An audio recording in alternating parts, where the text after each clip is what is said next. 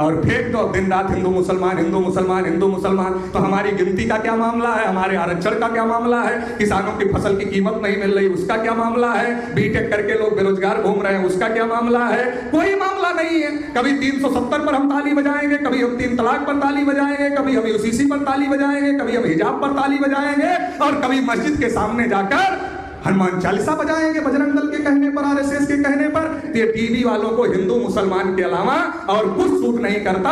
RSS BJP चाहती है कि 2024 का चुनाव या तो हिंदू मुसलमान पर हो जाए या तो भारत पाकिस्तान पर हो जाए। चुनाव के पहले ऐसी स्थिति पैदा हो सकती है, या तो हिंदू मुसलमान का कोई बड़ा बखेड़ा खड़ा हो जाएगा, या तो भारत पाकिस्तान का कोई बड़ा बखेड़ा खड़ा कर दिया जाएगा, और राष्ट्रवाद के नाम पर और धर्म के नाम पर आपसे वोट लूट लिया जाएगा कि मोदी का सलाहकार कह रहा संविधान बदलना चाहिए। बदला जा सकता, अच्छा बदलने देंगे तुमको, ऐसे ही बदल लोगे। और हम लोग क्या करें? हम लोग हाथ हाथ पे रख के बैठे रहेंगे, तुम बदल लोगे? यूरेशिया तक खदेड़ेंगे, जगह नहीं मिलेगी भारत। यूरेशिया रुकोगे, उसके पहले नहीं रुक पाओ। साथियों, देश की आजादी को 75 साल हो गए, और 75 साल की आजादी के मौके पर देश में आजादी का अमृतोत्सव मनाया जा रहा है, और ये बताया जा रहा है कि देश में अमृतकाल चल रहा है। आप ग्राम पंचायत की ऑफिस में जाओ, जिला पंचायत की ऑफिस में जाओ, ब्लॉक पंचायत की ऑफिस में जाओ, किसी भी ऑफिस में जाओ, आपको स्टिकर लगा मिलेगा, पोस्टर लगा मिलेगा। क्या लिखा है? आजादी का अमृतोत्सव। आजादी के अमृतोत्सव का क्या मतलब? मतलब है कि आजादी से कुछ अमृत निकला होगा, इसलिए आजादी का अमृतोत्सव मनाया जा रहा है। अब आजादी से कुछ अमृत निकला, इसलिए आजादी का अमृतोत्सव मनाया जा रहा है। ये तो बहुत अच्छी बात है, मनाया जा रहा है। और उससे भी अच्छी बात यह है कि हम लोगों से ताली भी बजवाई जा रही है, और हम लोग ताली भी बजा रहे, क्योंकि इस देश में जिनका ताली बजाना काम है वो आजकल कम ताली बजा रहे हैं। हर बात पर पिछड़े वर्ग के लोग सबसे ज्यादा ताली बजाने का काम कर रहे हैं। उन्हें चाहे बात समझ में आए तो भी ताली बजाते हैं, ना समझ में आए तो भी ताली बजाते हैं। 370 हटेगा तो ताली बजाएंगे, यूनिफॉर्म सिविल कोड की बात होगी तो भी ताली बजाएंगे, आरक्षण खत्म होगा तो भी ताली बजाएंगे, निजीकरण होगा तो भी ताली बजाएंगे। मतलब इनको ताली बजवाने के काम पर रख दिया गया है। सबसे ज्यादा ताली बजाने का काम हमारे लोग कर रहे हैं। अरे तो बजाओ ताली, मगर सोच तो लो कि आजादी के 75 साल में जो अमृत निकला आजादी से, अरे उस अमृत में कुछ अमृत ओबीसी समाज के लोगों को भी मिला कि नहीं मिला? उस अमृत में से कुछ अमृत शेड्यूल कास्ट के लोगों को भी मिला कि नहीं मिला? उस अमृत में से कुछ अमृत शेड्यूल ट्राइब के लोगों को भी मिला कि नहीं मिला?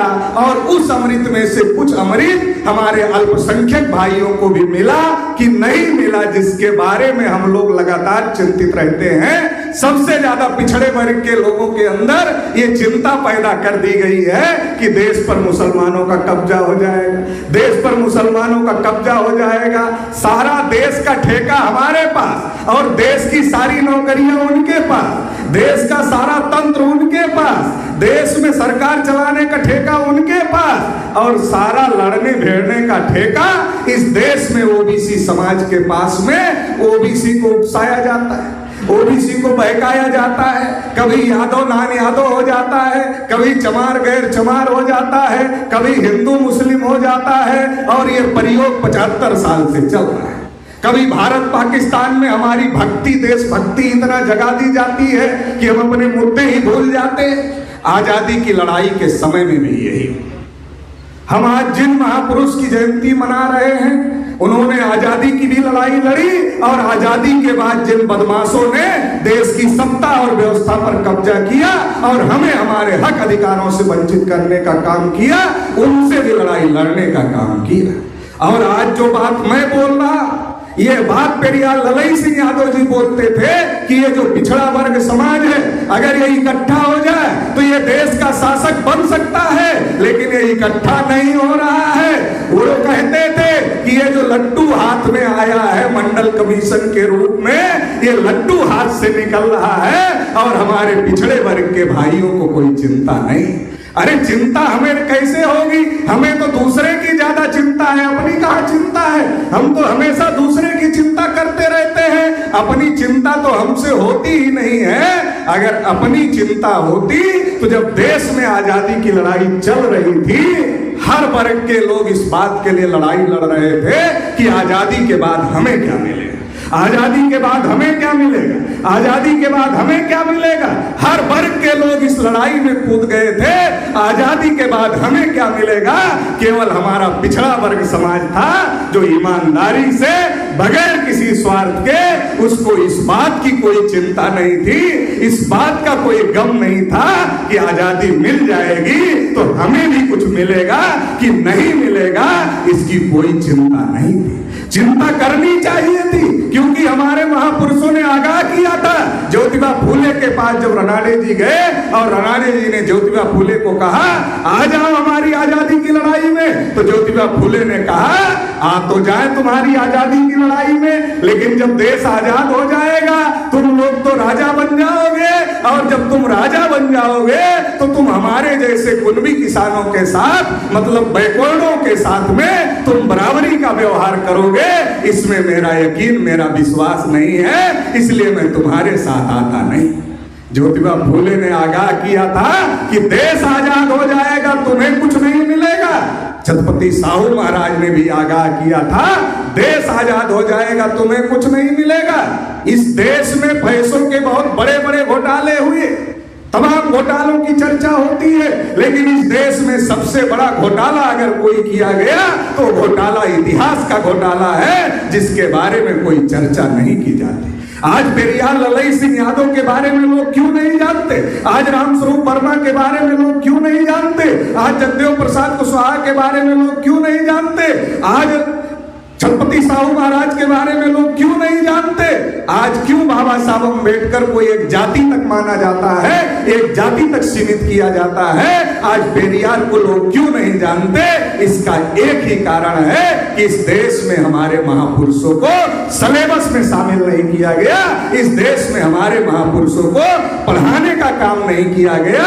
हमें पढ़ने का अधिकार तो संविधान लिखकर बाबा साहब अम्बेडकर ने दे दिया, लेकिन संविधान बनने के बाद जिन लोगों के हाथ में देश की सत्ता और व्यवस्था आई, उन्होंने आपको क्या पढ़ना है ये तय करने का अधिकार अपने हाथ में ले लिया, और आपको क्या पढ़ना है वो तय करने का काम कर रहे हैं। गा से गमला पढ़ना है कि गा से गणेश पढ़ना है, ये आप नहीं तय करेंगे, ये वो तय करने का काम कर रहे हैं। तो हमें समझने की जरूरत है, इस देश में बैकवर्ड कभी कमजोर नहीं रहा। इस देश में बैकवर्डों की आप कोई भी काल उठाकर देख लो, बैकवर्ड लोगों की सरकारें रही, सत्ता में रहे, राजा महाराजा रहे, और अगर लड़ाई की बात किया जाए तो चाहे प्राचीन भारत उठाकर देख लो, चाहे मध्यकालीन भारत उठाकर देख लो, चाहे आधुनिक भारत उठाकर देख लो, हर समय हमारे पूर्वजों ने लड़ाई लड़ने का काम किया।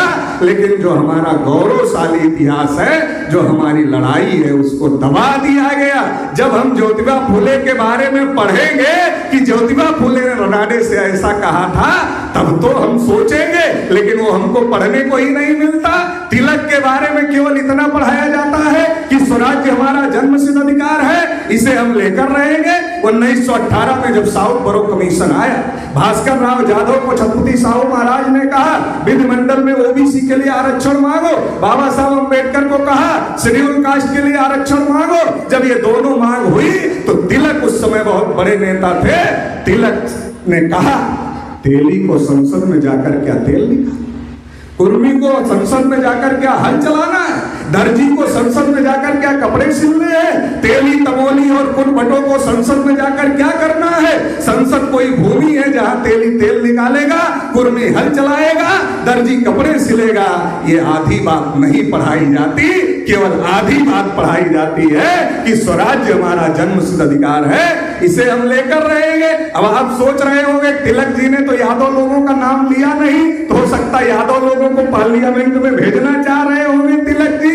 अरे चावल जब पकाया जाता है, महिलाएं बैठी हैं जब चावल पकाती है, सारा चावल दबाकर नहीं चेक किया जाता कि चावल पक गया कि नहीं पक गया। अरे 2-4 चावल उसमें से दबाए जाते हैं और सारे बर्तन का चावल मान लिया जाता है पक गया। वैसे ही तिलक ने 2-4 जातियों का नाम लिया, सारी जातियों का नाम नहीं लिया, लेकिन वो किसी को देना नहीं चाहते थे।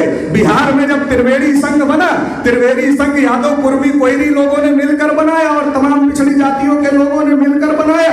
और जब त्रिवेणी संघ बिहार में बना, त्रिवेणी संघ के नेता जब गए टिकट मांगने के लिए, तो उस समय कांग्रेसियों ने क्या कहा? उस समय कांग्रेसियों ने कहा आजादी की लड़ाई में जेल जाने वाला आदमी ढूंढ कर लाओ, तब तो टिकट देंगे। ये बेचारे मेहनत करके अपने समाज से आजादी की लड़ाई में जेल जाने वाले लोगों को ढूंढ कर लाए, और जब जेल जाने वाले लोगों को लेकर के गए, कहा ये जेल जाने वाला तो ठीक है, लेकिन ये खद्दरधारी नहीं है, जेल जाने वाला भी होना चाहिए, खद्दरधारी भी होना चाहिए। जब वैसा भी ढूंढ कर ले गए तो कहा क्या वहां जाकर साग भाटा बोना? कहा वहां जाकर क्या साग भाटा बोना? वहां जाकर क्या भैंस चराना है? वहां जाकर के क्या हल चलाना है? तो हमें समझना पड़ेगा देश में क्या हो रहा था आजादी की लड़ाई के समय में। तिलक भी गए छत्रपति साहू महाराज के पास और कहने लगे कि महाराज आप आ जाओ हमारे साथ। महाराज ने कहा भाई तुम पंडित जी लोग, ब्राह्मण लोग हमारे जैसे राजा के साथ बुरा बर्ताव करते हो, तो दूसरे के साथ क्या करोगे? जब तुम्हारी सत्ता आ जाएगी तो क्या करोगे? मैं तो नहीं आ सकता। ज्योतिबा फूले समझते थे कि अगर हम लड़ेंगे नहीं तो अंग्रेज तो चले जाएंगे, मगर आजादी के बाद हमें अधिकार नहीं मिलेगा। छत्रपति साहू महाराज समझते थे कि अगर अंग्रेज चले जाएंगे तो हमें अधिकार नहीं मिलेगा अगर हम लड़ेंगे नहीं। और बाबा साहब अम्बेडकर भी समझते थे, इसलिए बाबा साहब अम्बेडकर ने कहा, जब यूरोप और अमेरिका के लोग आजादी की लड़ाई का समर्थन कर रहे थे, तो बाबा साहब डॉक्टर अम्बेडकर ने कहा पूछो गांधी जी से ये किसकी आजादी की लड़ाई लड़ रहे हैं? ये देश की आजादी की लड़ाई लड़ रहे हैं या देश के लोगों की आजादी की लड़ाई लड़ रहे हैं? पूछो इनसे। गांधी जी ने जवाब नहीं दिया कि देश की आजादी की लड़ाई लड़ना है या देश के लोगों की भी आजादी की लड़ाई लड़ना है। पेरियार रामास्वामी नायकर उस समय दक्षिण भारत के बहुत बड़े नेता थे। पेरियार रामास्वामी नायकर ने लिखा कि ये गांधी और कांग्रेस के नेतृत्व में जो आजादी की लड़ाई चल रही है, इससे 90% लोग आजाद नहीं होंगे, इससे केवल 10% लोग आजाद होंगे। आजादी के 75 साल में हम पिछड़े वर्ग के लोग जिन्होंने तन मन धन से आजादी की लड़ाई लड़ी, और जब आजादी का इतिहास लिखा गया तो देखा ये तो यादव है यार, इसका नाम कैसे इतिहास में आएगा? ये तो कुर्मी है यार, इसका नाम कैसे इतिहास में आएगा? ये तो गुजर है यार, इसका नाम कैसे इतिहास में आएगा? ये तो लोध है, अवंतीबाई लोधी, इनका नाम कैसे आएगा? तो हमारे तो नाम ही गायब कर दिए गए। ये तो खोज खोज कर निकालना पड़ रहा है कि अरे भाई हमारे लोग भी थे आजादी की लड़ाई में, तो हमारे लोगों को तो इतिहास से ही आजादी के बाद जब आजादी की लड़ाई चल रही थी तब तो हमारे लोग लड़ रहे थे, और जब आजादी की लड़ाई सफल हो गई तो फिर क्या हुआ? फिर हमारे लोगों की जरूरत नहीं है, इतिहास से गायब कर दिया। और आजादी के 75 साल हो गए, आज भी ताली बजा रहे हैं, ताली तो बजा रहे हैं मगर गिनती तक नहीं हो रही है। इसलिए सभा में प्रस्ताव पास करना पड़ा कि सरकार हमारी गिनती करे। मैं तो यात्रा ही चला रहा हूं कि जाति आधारित गिनती करो वरना कुर्सी खाली करो, इसकी यात्रा ही मैं चला रहा हूं। ये परिवर्तन यात्रा मेरी चल रही है, तो ये करना पड़ेगा, इसके बारे में लोगों को जागृत करना पड़ेगा। देखिए जब देश आजाद हो गया, पहले गांधी जी क्या कहते थे? गांधी जी कहते थे कि अगर मुझे सरदार वल्लभ भाई पटेल नहीं मिलते तो मैं कामयाब नहीं होता।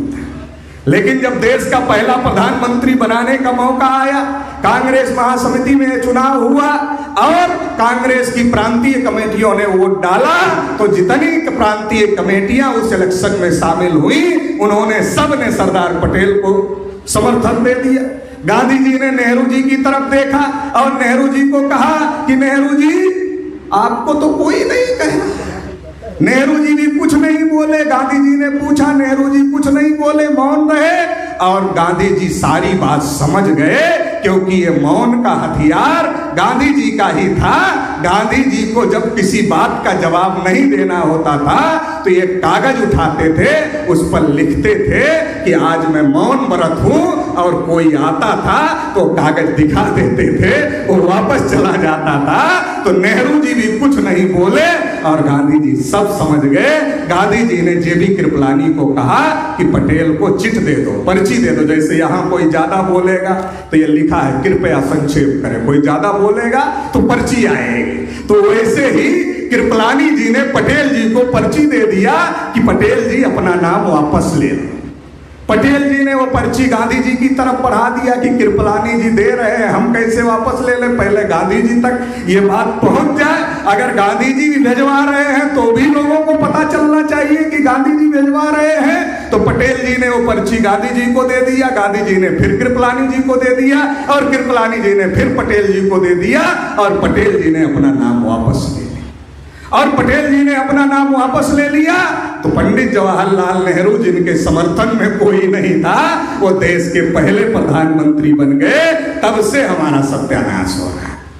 आर्टिकल 340 जब आर्यल चंदापुरी बाबा साहब अम्बेडकर को मिले और बाबा साहब अम्बेडकर को कहा कि बाबा साहब अम्बेडकर, अब तो SC ST का मामला हल हो गया है, हम OBC के लिए कुछ नहीं हो रहा है, इसके बारे में भी कोई बात किया जाए। तो बाबा साहब अम्बेडकर ने कहा, हम तो चाह ही रहे थे कि कोई पिछड़े वर्ग का आदमी इसके लिए आगे आए, तो आप आ गए, बहुत अच्छी बात है। तो बाबा साहब अम्बेडकर ने संविधान सभा में 2-4 OBC के लोग थे, उनको अपने घर खाने पर बुलाया और कहा बोलो तो आपको भी चाहिए।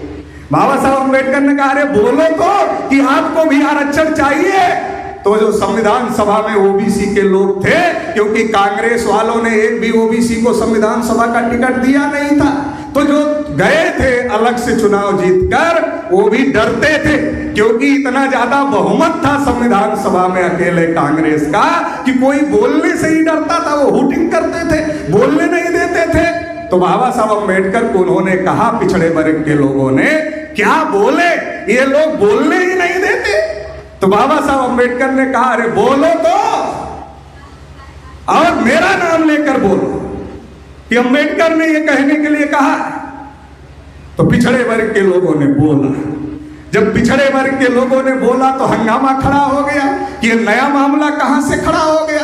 अभी तक तो SC ST को हम देना नहीं चाहते थे, उनको देना पड़ गया। अब ये OBC के लोग भी आ गए मैदान में, इनको भी चाहिए, और ये नीचे से आग अम्बेडकर लगा रहे हैं। ये बात सबको पता चल गई। तो संविधान सभा में ये कहा गया कि भाई अभी समय ज्यादा हो जाए, अभी पिछड़े वर्ग की पहचान ही नहीं हुई है कि पिछड़े वर्ग को कौन लोग हैं, पिछड़े वर्ग के लोग, तो उनको आरक्षण कैसे दें, तो पहले पहचान करना पड़ेगा। तो फिर क्या हुआ, बाबा साहब अम्बेडकर समझ गए कि ये टालने वालने का मामला है, तो उन्होंने कहा ठीक है, पिछड़े वर्ग की पहचान करने के लिए हम लिख देते हैं। तो आर्टिकल 340 भारतीय संविधान में पिछड़े वर्ग के लिए सरकार आयोग बनाए और आयोग की सिफारिशों को लागू करे, इसके लिए आर्टिकल 340 भारतीय संविधान में लिख दिया। पंडित नेहरू जी देश के पहले प्रधानमंत्री थे और पंडित जवाहर नेहरू जी ने आर्टिकल 340 पर अमल नहीं किया, और जब पंडित नेहरू जी ने आर्टिकल 340 पर अमल नहीं किया तो बाबा साहब डॉक्टर अंबेडकर ने अपने कानून मंत्री पद से इस्तीफा दिया। उसका एक बड़ा कारण था कि नेहरू जी पिछड़े वर्ग के लिए आयोग नहीं बना रहे हैं। इसलिए जब बाबा साहब अंबेडकर ने इस्तीफा दिया, नेहरू जी ने खबर ये छपने नहीं दिया अखबारों में कि अंबेडकर ने जो इस्तीफा दिया है उसमें OBC का भी मुद्दा है, ये खबर ही नहीं छपने दिया। आज ही मीडिया बदमाशी नहीं कर रही है, तब भी मीडिया बदमाशी करती थी, तो OBC की खबर ही नहीं आई, OBC की खबर नहीं आई। लेकिन आर्यल चंदापुरी OBC का संगठन चलाते थे, उनको खबर मिल गई कि डॉक्टर बाबा साहब अंबेडकर ने जो इस्तीफा दिया है उस इस्तीफे में OBC का मुद्दा है कि नेहरू OBC के लिए आयोग नहीं बना रहे हैं, इसलिए इस्तीफा दे रहे हैं। आर्यल चंदापुरी बाबा साहब अंबेडकर के पास चले गए और बाबा साहब अंबेडकर को आर्यल चंदापुरी जी ने कहा आप पटना आइए, आप ओबीसी के मुद्दे पर इस्तीफा दिए हैं, आप पटना आइए, पटना में हम आपकी रैली कराएंगे। बाबा साहब अम्बेडकर को आर्यल चंदापुरी जी पटना बुलाए और पटना में रैली का आयोजन हो गया। रैली की तैयारी शुरू हो गई। नेहरू जी को खबर लगी कि ये अम्बेडकर अब पटना जा रहे हैं, पटना जा रहे हैं मतलब उत्तर भारत में भी मामला खड़ा हो जाएगा। और पटना में जो रैली करवाई जा रही है वो बैकवर्ड क्लास फेडरेशन के माध्यम से करवाई जा रही है, ओबीसी के लोगों के माध्यम से करवाई जा रही है। अगर उत्तर भारत का ओबीसी एससी इकट्ठा हो गया तो देश में ओबीसी एससी के लोग अपनी सरकार बना लेंगे और हमारा मामला खत्म हो सकता है। तो नेहरू जी ने अपने एक आदमी को चंदापुरी जी के पास भेजा और चंदापुरी जी को कहा कि आपको प्रधानमंत्री जी ने बुलाया है। चंदापुरी जी ने कहा मेरे पास तो समय नहीं है, मैं तो डॉक्टर अम्बेडकर की रैली की तैयारी कर रहा हूं। तो उनके आदमी ने नेहरू जी को बताया। नेहरू जी ने कहा पूछो रैली के बाद आएंगे क्या। चंदापुरी जी बहुत अक्खड़ स्वभाव के व्यक्ति थे।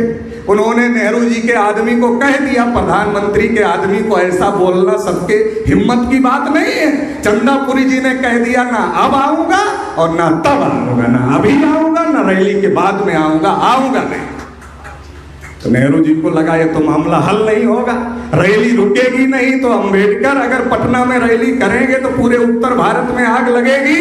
तो इसलिए नेहरू जी ने बाबू जगजीवन राम को कहा अरे तुम्हारे बिहार में अम्बेडकर जा रहे हैं और अगर अम्बेडकर वहां जम गए तुम्हारा क्या होगा, रैली फेल कराओ। तो जगजीवन राम ने भोला पासवान शास्त्री को लगाया और रैली पर पत्थर फेंकवाया। आज ओबीसी के लोगों को ये इतिहास पता नहीं है और शेड्यूल कास्ट के लोगों को भी ये इतिहास पता नहीं है।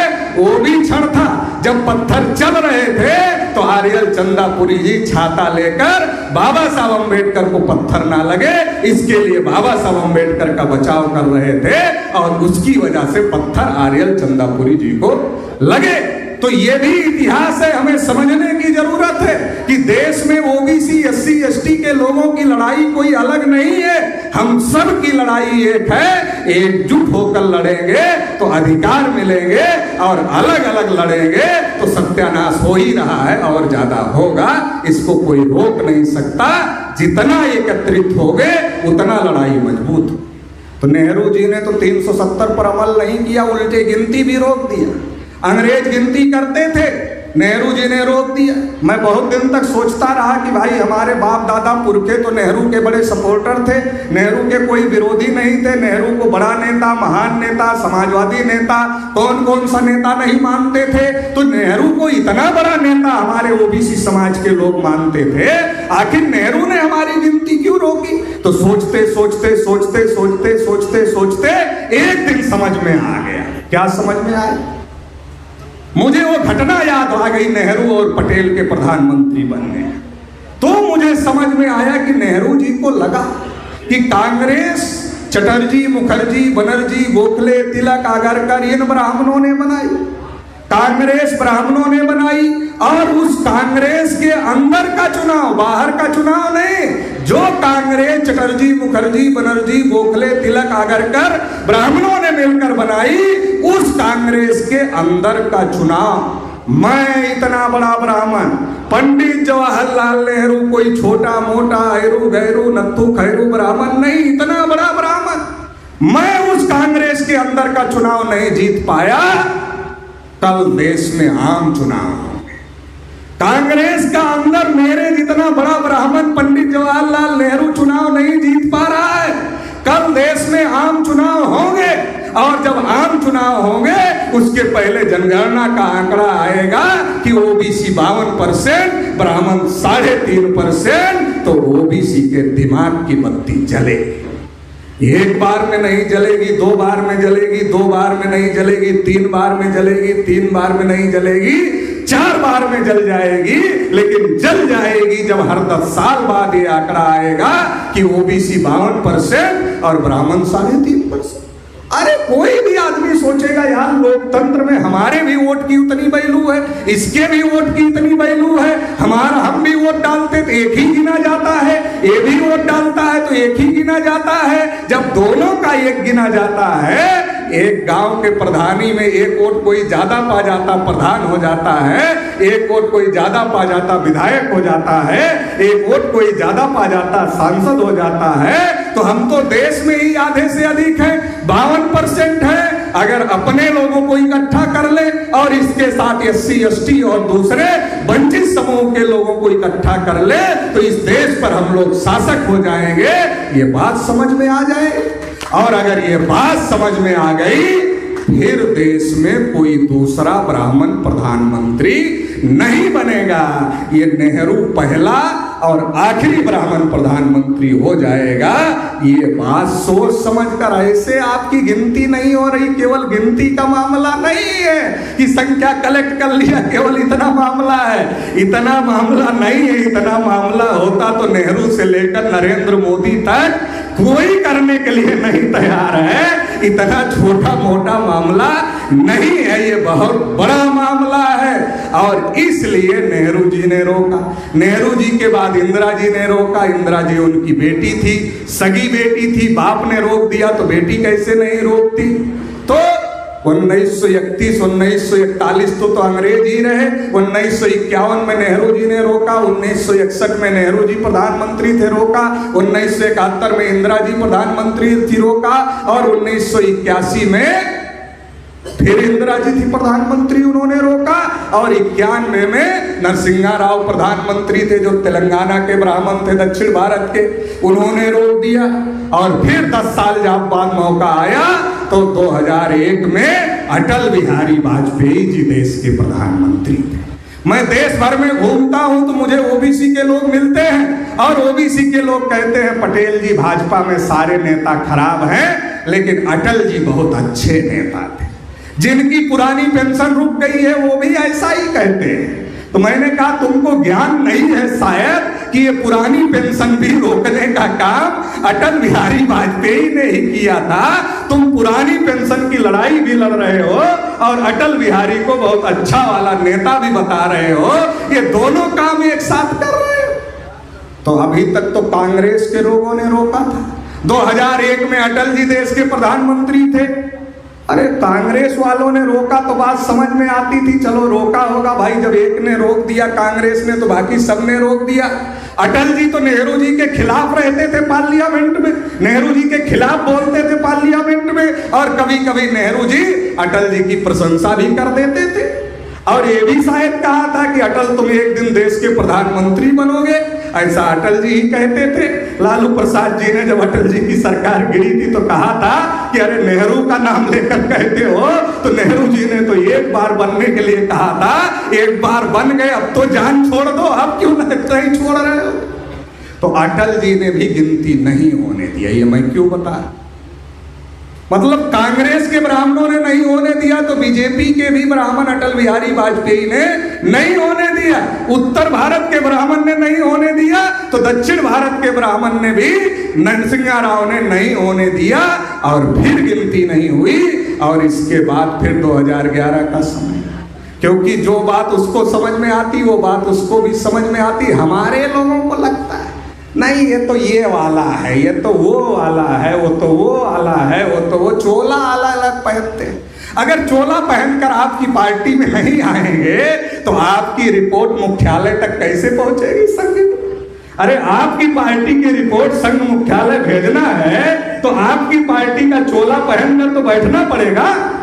आपकी पार्टी का चोला गमछा डालकर टोपी लगाकर नहीं बैठेगा तो आपकी रिपोर्ट पहुंचेगी संघ मुख्यालय तक। तो पहुंचाना है तो आपकी पार्टी में आना है। तो हमको लगता है ये तो इस पार्टी का, ये तो अच्छा वाला है, वो तो उस पार्टी का, वो तो अच्छा वाला है। इसलिए बता रहा हूं उत्तर दक्षिण और कांग्रेस बीजेपी इधर उधर सबने मिलकर 2001 के बाद 2011 का समय आया।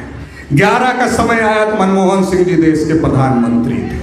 हम लोगों ने सोचा कि इस बार हो जाएगी, इस बार कोई ब्राह्मण देश का प्रधानमंत्री नहीं है, मनमोहन सिंह जी हैं, सरदार हैं, सिख हैं, गुरु के बंदे हैं, हो जाएगी। मनमोहन सिंह जी ने कह भी दिया, जब बैकवर्ड क्लास के नेताओं ने हंगामा खड़ा किया, भारत मुक्ति मोर्चा ने 51,000 कार्यक्रम पूरे भारत में लगाए और 51,000 कार्यक्रम पूरे भारत में लगाए और वो पर्चा जानवरों की गिनती होती है मगर ओबीसी की गिनती नहीं होती है, हर बैकवर्ड क्लास के नेता के घर में भेज दिया।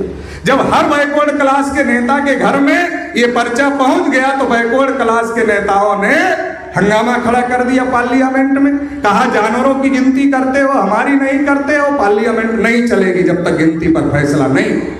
तो मनमोहन सिंह जी ने कहा करे, सब लोग शांत हो गए कि होगी। फिर कांग्रेस और आरएसएस के लोगों ने मंथन किया, अरे नेहरू से लेकर अटल तक तुम्हारे बड़के नेता हमारे बड़के नेता दोनों ने नहीं किया, अरे ये होगा तो क्या क्या होगा, नहीं होगा तो क्या क्या होगा। और जब उन्होंने सोचा कि होगा तो क्या क्या होगा और नहीं होगा तो क्या क्या होगा, तो उन्होंने प्रणब मुखर्जी जी को एक मिनिस्टर्स की कमेटी बनाई और उसका चेयरमैन प्रणब मुखर्जी जी को बना दिया और प्रणब मुखर्जी जी को बना दिया कि फैसला ये करेंगे कि होगा कि नहीं होगा। तो प्रणब मुखर्जी फिर वही निकले, बंगाल के ब्राह्मण। पहले तो हम लोग सोचते थे कि ये सेकुलर हैं, राष्ट्रपति पद से रिटायर हुए तो चले गए संघ की शाखा में, तब पता चला कि हम तो ऊपर ऊपर देख रहे थे, अंदर का मामला कुछ और था जो हम लोग अंदर वाला नहीं देख पाए थे, ऊपर ऊपर सेकुलर वाला देख रहे थे। और फिर गिनती नहीं हुई, गिनती के नाम पर सोशियो इकोनॉमिक सर्वे हुआ जिसकी रिपोर्ट आज तक नहीं है। अब ये इतना बड़ा हंगामा खड़ा हो गया था, इसको दबाना था, तो दबाने के लिए क्या किया, बाबा रामदेव अन्ना हजारे को मैदान में उतार दिया, कहा काला धन लाएंगे, जन लोकपाल बनाएंगे।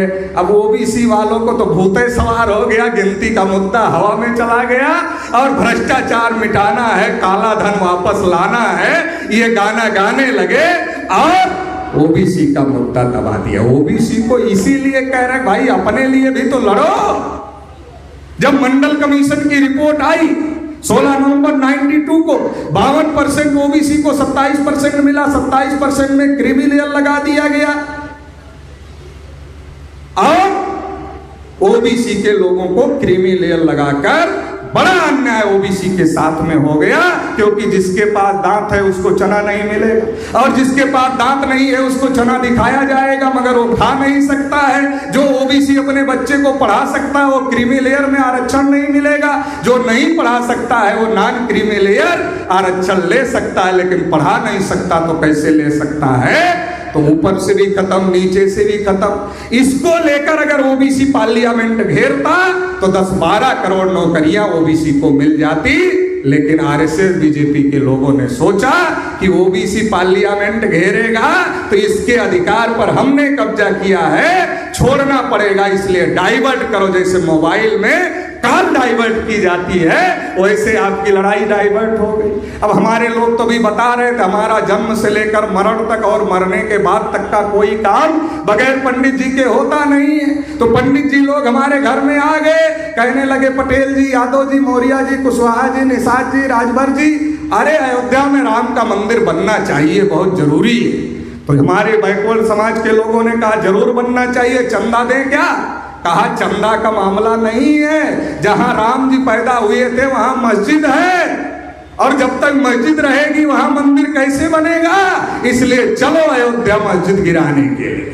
विनय कटियार, कल्याण सिंह, उमा भारती, परवीर तोगड़िया, रितंबरा और तमाम ओबीसी के लोगों का चेहरा आगे किया, चलो अयोध्या। जिनको जाना चाहिए था दिल्ली संसद भवन घेरने के लिए 12 करोड़ नौकरियों के लिए, वो चले आए अयोध्या।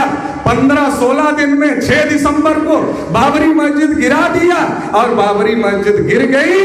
और फिर क्या हुआ, मंडल कमीशन हवा में उड़ गया और कमंडल का मामला शुरू हो गया और ओबीसी को क्या मिला क्या नहीं मिला आज तक पता नहीं चला।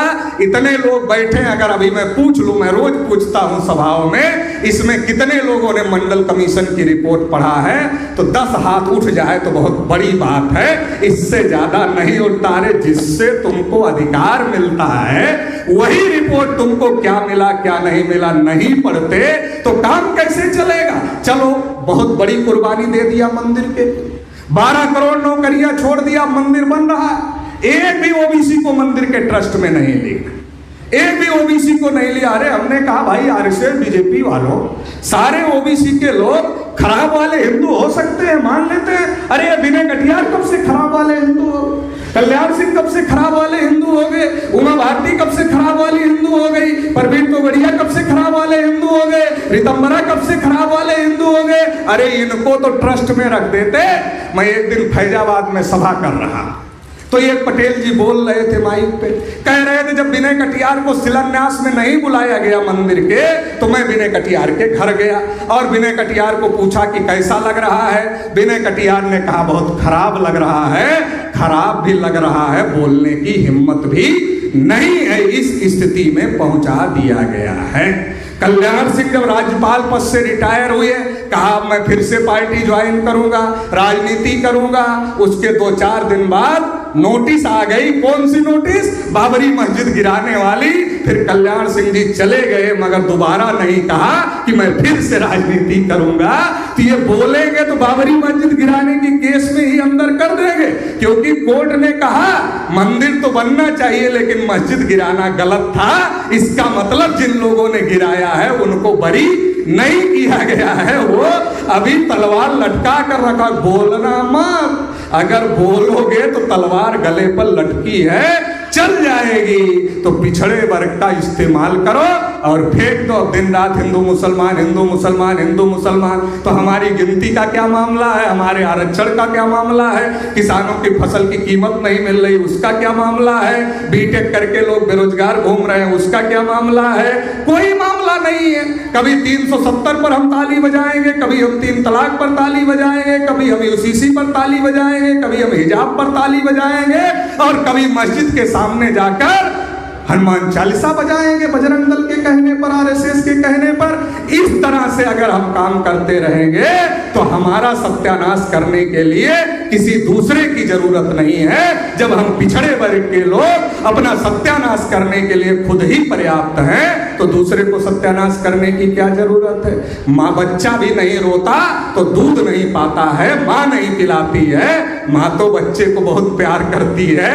ये सत्ता में बैठे लोग हमें प्यार नहीं करते हैं। जब हम चिल्लाएंगे तो कुछ मिल जाएगा तो मिल जाएगा, नहीं चिल्लाएंगे तो कुछ भी मिलने वाला नहीं है। इसलिए लोकतंत्र में अपनी आवाज उठानी पड़ेगी। पिछड़े वर्ग के लोगों को यह तय करना पड़ेगा। क्या तय करना पड़ेगा? कि अब हिंदू मुसलमान की लड़ाई नहीं लड़ेंगे, यादव नॉन यादव की लड़ाई नहीं लड़ेंगे, चमार गैर चमार की लड़ाई नहीं लड़ेंगे, एससी ओबीसी से नहीं लड़ेगा, ओबीसी एससी से नहीं लड़ेगा, ओबीसी एससी एसटी से नहीं लड़ेगा, और ओबीसी एससी एसटी मिलकर मुसलमान सिख ईसाई बौद्ध जैन से नहीं लड़ेगा। फिर हम किस बात के लिए लड़ेंगे? फिर हम एक ही बात के लिए लड़ेंगे कि इस देश में सबकी गिनती होनी चाहिए, और सबकी जिसकी जितनी संख्या भारी उसकी उतनी हिस्सेदारी ये होनी चाहिए। इस बात के लिए लड़ेंगे। हमारी फसल की कीमत मिलनी चाहिए, हमारे बच्चों को रोजगार मिलना चाहिए। चंद्रयान की तो बहुत चर्चा हो रही, उसमें जिस वैज्ञानिक ने चंद्रयान भेजा वो उसका बाप कपड़ा की दुकान पर नौकरी करता था, गरीबी में पढ़ाकर उसको वैज्ञानिक बना दिया। आज जहां खिचड़ी खिलाया जा रहा है वहां से पढ़कर कोई बच्चा वैज्ञानिक बन सकता है, ऐसी कल्पना कर सकते हो? देश में बहुत एक राष्ट्र एक कानून की बात हो रही है, लेकिन एक समान शिक्षा के लिए एक कानून की बात नहीं हो रही है, एक समान इलाज के लिए बात नहीं हो रही है, सबको नौकरी के लिए बात नहीं हो रही है। आप समझो, आपको धर्म के बचाने के नाम पर आपको फंसाया जा रहा है, देश को बचाने के नाम पर आपको फंसाया जा रहा है। और हम कितने भोले भाले लोग हैं। हमें कहा जा रहा है कि मुसलमान 14-14 बच्चे पैदा कर रहे हैं, देश पर मुसलमानों का कब्जा हो जाएगा। कितने दिन बाद हो जाएगा? 100 साल बाद, 200 साल बाद, 300 साल बाद, 400 साल बाद। जब बच्चा पैदा करते करते मुसलमानों की संख्या बढ़ जाएगी तब वो कब्जा कर लेंगे। हम इतने समझदार हैं कि मुसलमान 500 साल बाद देश पर कब्जा ना करे, इसलिए 75 साल से पंडित जी लोगों का कब्जा करवा कर रखे हुए हैं। इतना समझदार हम हैं। और इतना हम नहीं समझ पाए कि हमारी संख्या तो आज ही ज्यादा है। जब संख्या ज्यादा होने पर ही कब्जा होता है तो हमारी तो आज ही ज्यादा है, हम क्यों कब्जा नहीं कर लेते? इतना नहीं समझ पाए। यही समझने की जरूरत है और यही समझाने की जरूरत है। देखो, आखिरी बात कहकर अपनी बात समाप्त कर देता। बातें बहुत सारी है, लेकिन मुझे पता है समय की मर्यादा है। आखिरी बात ये कह रहा हूं, इस देश का टीवी जो है वो सबसे ज्यादा हम लोगों का दिमाग खराब कर रहा है। टीवी को इस बात को दिखाने की फुर्सत है कि बागेश्वर धाम का बाबा चमत्कार कर सकता है कि नहीं कर सकता। टीवी को इस बात को दिखाने की समय है कि पाकिस्तान से एक महिला 4 बच्चों को लेकर आई, उस पर दिन रात खबर है। टीवी को बहुत सारी बातें, 3 तलाक, हिजाब से लेकर बहुत सारी बातें दिखाने के लिए समय है, लेकिन टीवी को आपकी गिनती का मुद्दा दिखाने के लिए समय नहीं है। किसानों की फसल की कीमत मिलनी चाहिए, यह दिखाने के लिए समय नहीं है। नौजवानों को रोजगार मिलना चाहिए, यह दिखाने के लिए समय नहीं है। सबको बढ़िया स्वास्थ्य सुविधा मिलनी चाहिए, यह दिखाने के लिए समय नहीं है। तो ये टीवी वालों को हिंदू मुसलमान के अलावा और कुछ सूट नहीं करता। आरएसएस बीजेपी चाहती है कि 2024 का चुनाव या तो हिंदू मुसलमान पर हो जाए या तो भारत पाकिस्तान पर हो जाए। चुनाव के पहले ऐसी स्थिति पैदा हो सकती है, या तो हिंदू मुसलमान का कोई बड़ा बखेड़ा खड़ा हो जाएगा या तो भारत पाकिस्तान का कोई बड़ा बखेड़ा खड़ा कर दिया जाएगा, और राष्ट्रवाद के नाम पर और धर्म के नाम पर आपसे वोट लूट लिया जाएगा। इसलिए पिछड़े वर्ग के लोगों को सतर्क करना चाहता हूं, पहले से बताना चाहता हूं कि ऐसा बखेड़ा खड़ा होगा, इसलिए सतर्क रहो और अपनी गिनती के मुद्दे पर, अपने हक अधिकार के मुद्दे पर ही वोट करने का काम करना। और आज की तारीख में इतना मनोबल बढ़ गया है कि मोदी का सलाहकार कह रहा है संविधान बदलना चाहिए। बदला जा सकता, अच्छा बदलने देंगे तुमको, ऐसे ही बदल लोगे। और हम लोग क्या करें? हम लोग हाथ हाथ पे रख के बैठे रहेंगे, तुम बदल लोगे। यूरेशिया तक खदेड़ेंगे, जगह नहीं मिलेगी भारत। यूरेशिया रुकोगे, उसके पहले नहीं रुक पाओगे। तो इसलिए हमें संगठित होने की जरूरत है। मनोबल ज्यादा बढ़ गया है, ईवीएम से वोटों की चोरी हो रही है, संविधान लोकतंत्र को खत्म करने की साजिश है। इसलिए इस साजिश से निपटना होगा, पिछड़े वर्ग के लोगों को सतर्क होना होगा। इतने से कुछ नहीं होगा, आने से जितने आए हो संकल्प लो कि गांव गांव जाएंगे, चौपाल लगाएंगे, एक एक बात समझाएंगे, लोगों को तैयार करेंगे और गली से लेकर दिल्ली तक का और दिल्ली से लेकर गली तक का डायरेक्ट नेटवर्क बनाने का काम राष्ट्रीय पिछड़ा वर्ग मोर्चा देश भर में कर रहा है। दिल्ली से लड़ाई शुरू होगी तो आपको खबर मिलेगी, गांव में आपके ऊपर अन्याय अत्याचार होगा तो हमें खबर मिलेगी, आप पर अन्याय अत्याचार होगा तो भी लड़ाई होगी, समाज पर अन्याय अत्याचार होगा तो भी लड़ाई होगी। इस लड़ाई के लिए मजबूत संगठन का निर्माण करो। लोकतंत्र में संगठन की ही शक्ति सबसे बड़ी शक्ति है।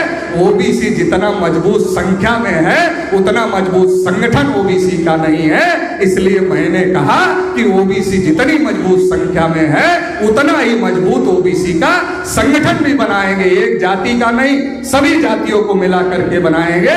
इसलिए राष्ट्रीय पिछड़ा वर्ग मोर्चा बनाया गया है।